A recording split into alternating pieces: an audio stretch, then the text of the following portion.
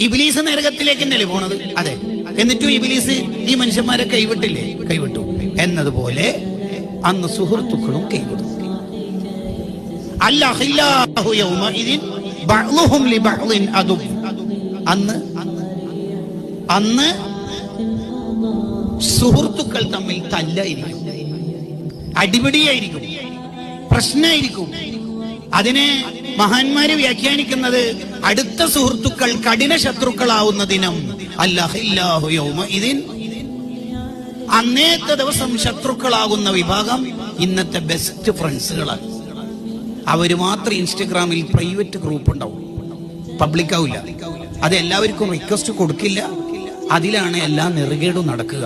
ഈ സുഹൃത്തുക്കൾ മുഴുവനും തമ്മിൽ തല്ലുന്ന ഒരു ദിവസം.